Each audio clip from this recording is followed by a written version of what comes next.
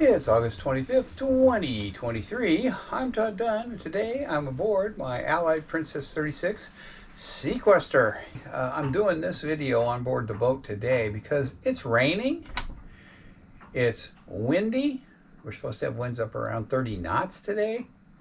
And on top of that, it's 60 degrees out. So to me, going out for a sail on a 60-degree very windy day when it's pelting down with rain is not fun. So instead of that, I'll sit aboard the boat, which is pleasant at any time, and talk about selling your old fiberglass sailboat. Now, there are a lot of systems on your sailboat, particularly the major systems, the rigging, the hull and deck, the engine, the sails, that may not be in perfect condition, and you might want to think about the possibility of doing some work on some of those systems before you put your boat up for sale, so that you can, describe the systems as being in better condition than they are, say, today, and do that honestly. Okay, let's talk about the most expensive system on the boat, and that's the engine.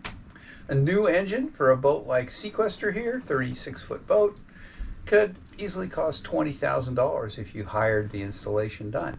And if you did it yourself and bought a new engine, you might be able to get away with $12,000 to $15,000. So, that's a lot of money, and that's money you're never going to recover when you sell the boat. So you don't want to go out and say, wow, the engine is shot, I should put a new engine in and then I'll get a lot more money for the boat. That isn't going to happen. A boat like this has a value.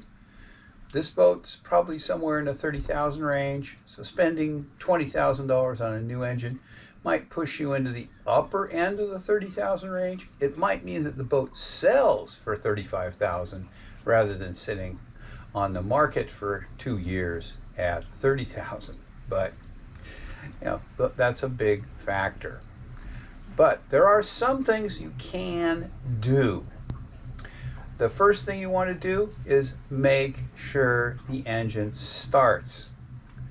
And there are a couple things that are important for starting a diesel engine.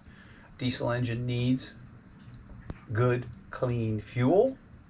So make sure your fuel is clean. There's a lot of crud in the system. And so you might want to filter your diesel or fill up with clean diesel from a good supplier. And on the topic of clean diesel, you want to go through and change the fuel filters. Most boats like this have two fuel filters. They have a primary on-engine filter that may not get changed very often, and they have a secondary off-engine filter, which probably does get changed much more frequently. And if it's kept clean and in good shape, you probably don't have a lot of crud in the on-engine filter, which is why you don't change it as often. But go ahead, change all the fuel filters, so that you don't have a partly plugged up fuel filter that makes the engine hard to start and makes it run rough. Make sure if you have an air filter on your engine that you put a new one in, because the other big thing that a diesel engine needs to run is air. If you have a plugged up air filter, the engine won't get enough air. If it's choking a little bit on the amount of air it's getting when it gets revved up, it might put out a big cloud of black smoke, and nobody likes to see that. So change the filters: oil, fuel, and air. Now, while you're at it, you might as well change the oil in the oil filter. That's at the very least an annual maintenance item, and it's not expensive, and you can easily do that yourself. The other things that an engine needs to start properly are good compression. Now, if your engine doesn't have the greatest compression, there's not a lot you can do about that. There are some oil additives that you can put in your oil when you change it that will improve the compression a little bit and may make some difference. And they'll also possibly cause some seals to be a little bit rejuvenated, maybe make the engine smoke a little bit less if it does smoke.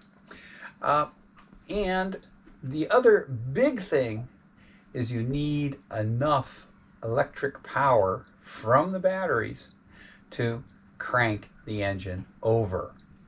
So if your start battery is old and it's just barely doing the job, you turn that starter, it just goes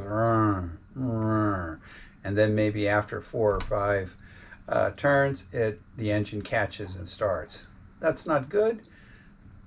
Break down and buy a new, maybe slightly higher output starter battery with a higher marine cranking rating. For most sailboats in the 35-foot range, starting battery with 1,000 marine cranking amps will probably do the job. But if your engine is like mine, fairly high compression, high displacement, old Westerbeek, it really needs 2 batteries to start it properly. So break down, spend a couple $100, buy new starting batteries. That will make a big difference. Somebody who comes aboard your boat and can't get the engine started may walk away. And the same boat with new batteries that will crank it over and get the engine started may at least make them stay aboard the boat and keep looking. Now, what else can you do? Well, the next thing you can do is open up your engine compartment and have a look at it. Is it clean? Is the engine clean? If it isn't, clean up the engine compartment. Clean up the engine. If you have had a diesel leak and opening the engine compartment overwhelms you with the smell of diesel, buy some good cleaner. I recommend 3M citrus cleaner. I don't have any skin in that game. It's just what I use to clean the engine compartment out so it's clean and smells fresh. If you need to, you can paint the engine compartment, but do a good job. Don't make it look like you just slop some paint onto it. But get it nice and clean, get the engine nice and clean. A common thing you'll find on a lot of marine diesel engines is black dust from the fan belt. If the fan belt is not perfectly aligned to the alternator, you'll get some wear that shows up as black dust on the front of the engine. It's a good idea to clean that off. Maybe put a new fan belt on so that that won't be an issue. Another $25 or so, but well worth it.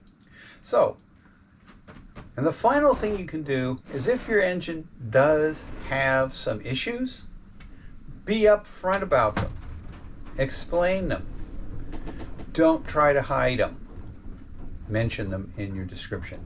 For example, my engine smokes a little bit on startup. It does burn a little bit of oil on startup. It's a poor valve seal, so that when you shut the engine down, the oil up on top of the head on the valves, some of it drains down through the valve seal and into a cylinder, so that when you start the engine, that oil burns off. In a couple minutes, that oil is gone and the engine stops smoking. Tell them that if you have a problem like that, so that people will understand. Now, that problem can be fixed by doing a valve job and replacing the valve seals, but that's expensive and you may not want to do it. The engine, in my case, runs perfectly fine except for a little bit of smoke for the first 4 or 5 minutes that it's running. And I don't think it's worth spending the money to do a valve job and replace the valve seals just for that. So that's the engine and some of the things you can do. You can also sort of tidy up the engine compartment. Make sure that in addition to being clean, it doesn't have wires draped all over the place. If you need to, redo some of the wiring to make it look neat and tidy. And just get everything set up so that it is in good shape and looks good. That will make a big difference. When somebody takes a look at your boat, they open up that engine compartment and it's clean. It doesn't have a pool of oil someplace. It doesn't reek of diesel fuel. There's not black dust from a damaged alternator belt all over the engine. And the wiring is neat and tidy. None of those things are going to cost you very much money, and they will make a big difference in whether or not somebody who comes to look at your boat keeps looking at it or just walks away. So a well-maintained engine will make a big difference in selling the boat. Now, in that respect, provide maintenance logs for the engine. Now, I log everything that I do on the engine, all the parts I replace, and when I service it. You can type that up as a neat and tidy maintenance log and put it on the chart table so that it's available to somebody who wants to look at the boat, so they can see what's been done. Now, these things, as I said, don't cost much money. If you replace the batteries, clean the engine up, I wouldn't necessarily repaint it, because it's hard to repaint an engine in place without getting overspray and having the engine look like you just repainted it. You're probably better off if it's just clean. And if you have, say, some rust on the motor mounts, that might be worth getting that off. There are chemicals to remove surface rust, and it might be worth getting any surface rust off, but it's not worth replacing a motor mount. But spend a couple $100, upgrade or replace your start batteries if they need it, tidy things up, and in a day of labor in your engine compartment, you can make a huge difference as to the saleability of your boat.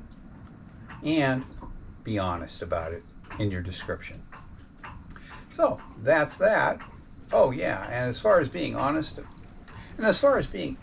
about the engine condition, when you are putting together the information for the listing, make sure you have the engine hours in that information and make sure they're accurate and put a date on them. Because if the boat sits on the market for a year, when somebody shows up next year to look at it, your engine hours will certainly be different than what they were when you listed the boat, and you don't want somebody to come in and say, oh, wow, this isn't what was reported.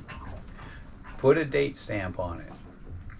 And, while you got that engine compartment open, after you've tidied it all up and everything, one of the things I recommend, if you aren't already doing it, is write the dates on things like the oil filter, the on-engine fuel filter, and if you have a Raycor filter as your first filter, maybe you want to tag it with when the last change of the filter element was done.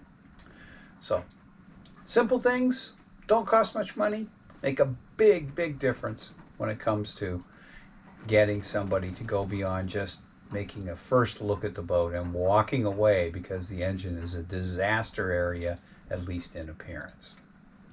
So that's that. That's a big system on the boat that you really need to spend a little time on and a little money, $200-300 for changing all the filters, maybe upgrading the start batteries, and then your boat will be a lot more likely to sell.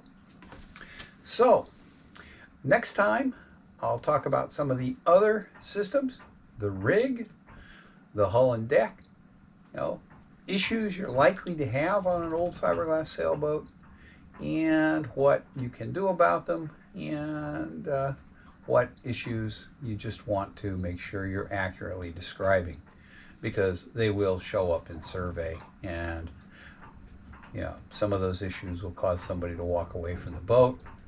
But if you're up front with them and they know about the issues before they take a boat to survey, then that might not be such a problem. Okay, that's that for now. Hope you enjoyed it. Thanks for watching.